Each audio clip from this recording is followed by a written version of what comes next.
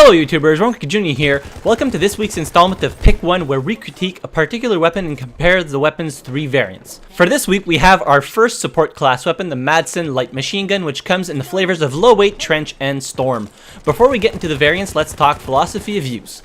Every player tends to have their own style of play. They might be cautious or conservative, relocating at a slower pace and engaging targets at a greater range. Maybe they're aggressive and systematically attempt to close in with their opponents as quickly as possible.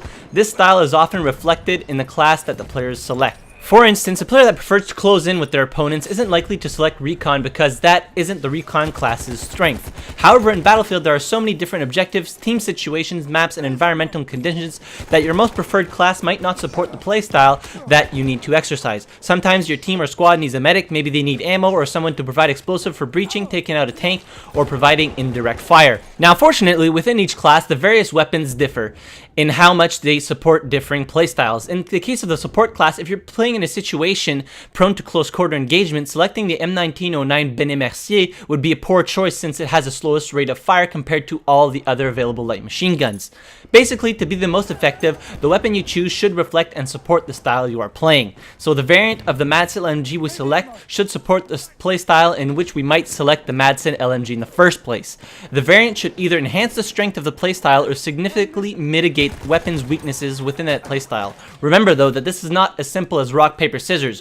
One weapon doesn't always beat another in any particular situation, and the biggest influence on the outcome of a fight is shooter abilities. So let's consider how the Madsen LMG compares to other weapons in the support class. With a max damage of 23 and a minimum damage of 17.5, the Madsen LMG will require 5 or 6 hits to the torso to kill an opponent.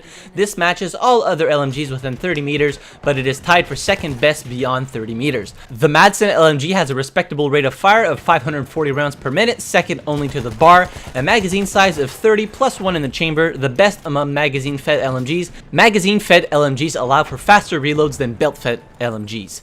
The Madsen has a decent reload time of 2.65 seconds with rounds left in the magazine, second fastest compared to the bar, but a mediocre reload time from empty of 4.2 seconds, which is slowest among magazine-fed LMGs. It's got a quick deploy or draw time of 1.1 seconds, tied for best LMG. For bullet spread, Madsen LMG has a lousy stationary aiming down sight, bullet spread at 0.24 degrees, among the worst for LMGs, but is tied for the best aiming down sight accuracy while moving at 0.56 degrees. Remember that every weapon's stationary accuracy will be better than its accuracy while moving. The Madsen is tied with the bar as the best LMG for hipfire accuracy with stationary bullet spread in all positions, standing, crouching, prone while both moving and stationary. Finally, the spread decrease is tied for the worst among LMGs along with the bar. That is, after firing, how quickly does the effective recoil on bullet spread go away? The Madsen LMG's spread decrease is fairly unimpressive at 2.125 degrees per second. It is also worth noting that the magazine of the Madsen LMG obnoxiously sticks out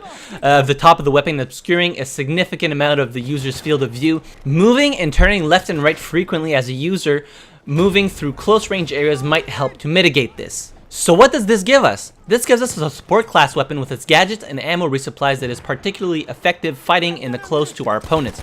The other LMG that can compete with the Madsen here to do so with considerable drawbacks like much lower rate of fire or a smaller magazine size. So in close range engagements, especially against multiple foes, this is where the Madsen reigns supreme compared to all other LMGs. So when faced in a situation where I expect to frequently get up close and personal with the other team and need the explosive gadgets or to resupply my team, the Madsen LMG is the weapon I'll call on.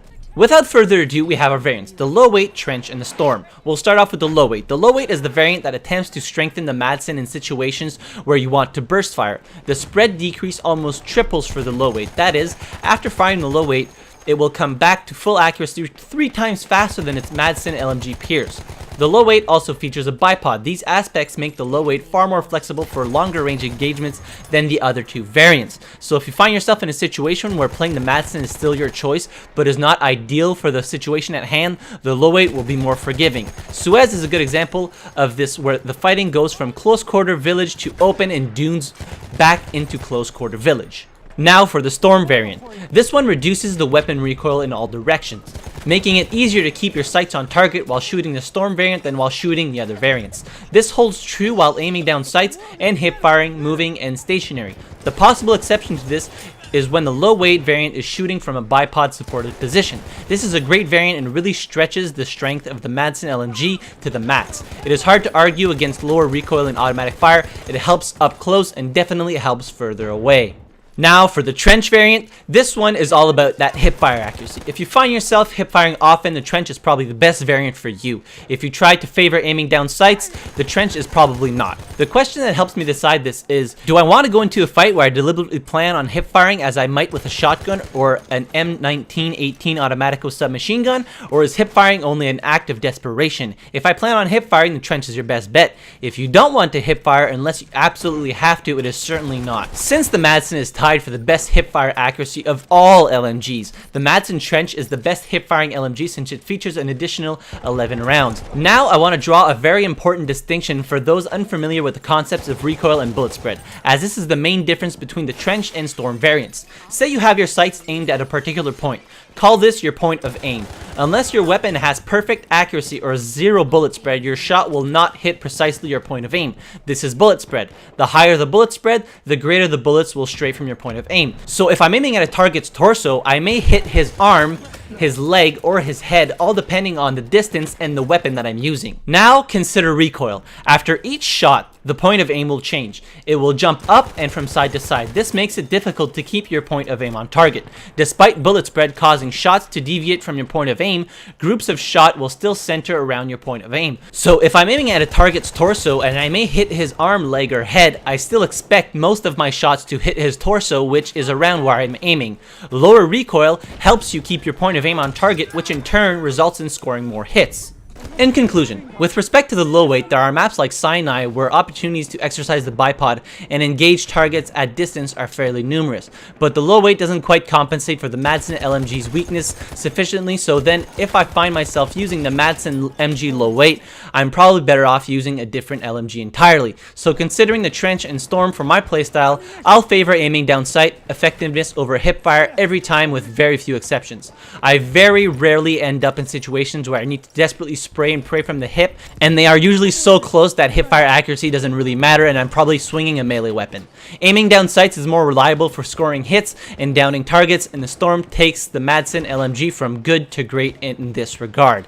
I think for most people, newbies and experts alike, the Storm ought to be their Madsen LMG variant of choice. So that's pretty much it for this week's Pick 1 video. If you guys liked it, hit the like button. If you disliked it, hit the dislike button. Subscribe to my channel for more videos like this one. Don't forget to leave down in the comments below which weapon you would like to see featured in next week's installment of Pick 1. And as always, thank you very much for watching. I really appreciate it, and I will see you guys in the next video.